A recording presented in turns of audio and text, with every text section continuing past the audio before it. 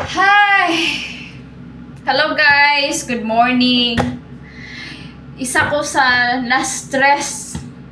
Dili ko katulog. Naluod jud ko kay Tatay Digong sa tinuod lang. Sa tinuod lang, tong presidency Tatay Digong, oso man jud sa una ang kapa, di ba? Isa ko sa na-scam og kapa. So ko kay ko sa mga Duterte sa una. Na-scam.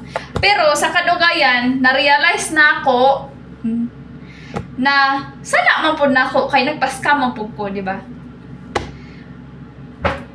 Og isa pa, naka-move on na tadra sa kapa. Karon tan-aw na to kung unsay nabuhat ni Duterte. Tan-aw na to kung unsay nabuhat ni Duterte na naging presidente siya. Ako taga Jensan man jud ko, no? Sa una, dili pa na president si Digong.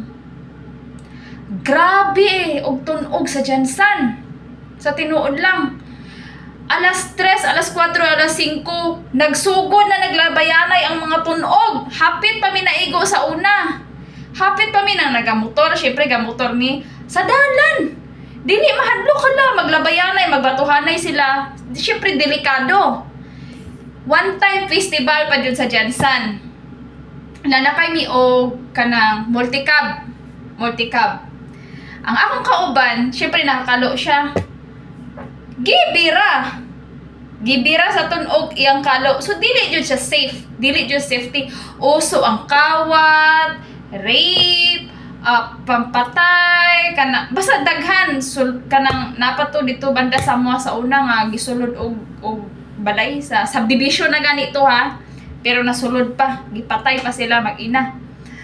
Mo na hadlok kayo, daghan kayo nga kanang tawag sini. Delikado jud kayo ang Jensan sa una. Sa una delikado jud kayo ang Jensan sa una. Mahadlok ka, maglakaw-lakaw paggabi sa tinuod lang nga istorya. Pero pag abot ni Digong nga naging presidente siya, grabe, napabilib me. Isa na ko sa napabilib. Kay dili na ka mahadlok, maglakaw-lakaw sa Jensan. Bisag gabi Pwede na dili ni mo lakan imong balay. Dili ka mahadlok. Kay nangawala na mga adik, nangawala na mga rapist, tanan. Nangawala na, kumbaga, safe ka na maglakaw-lakaw. Ug isa pa, guys, sa mga pulis, mga army, dapat isipon ninyo, nidako inyong sweldo tungod kay Duterte.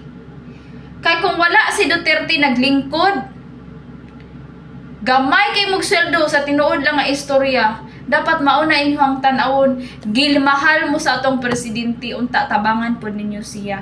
Mali kayo ang gibuhat sa iya, ha. Kay kanang ano ba, kanang tawag sini, kanang murag gipugos gud siya. Kay gipugos yun siya. Wala sa ano, wala sa lugar. Wala nilagi due process og tarong bago nila gikuha si Duterte. Sila mismo ang nidala dito. Ang Pilipinas mismo ang nidala kay Duterte dito. Which is dili jud siya maayo. Pero guys, kalma lang ta guys. Kalma lang ta. Hulaton na to ang boto-boto karong May. Iampo na to nga madaog tanan ang sakop ni Duterte. Abi niyo mas okay pa pag si Sara siguro ang maging president. Dili na to elite nga mga adik ang mag-lead sa Pilipinas. Diyos ko po, maunsa na lang ang Pilipinas. Luoy kayta guys, luoy kayta sa tinuod lang nga istorya. I-pray na to si Tatay Digong nga mag-long life pa siya, nga makayanan niya tanan, o mandepend po niya iyang sarili. O also prayer po kay Vice President Sara Duterte ug sa iyang mga pamilya guys, tabangan nato sila. Maka Duterte kay ko.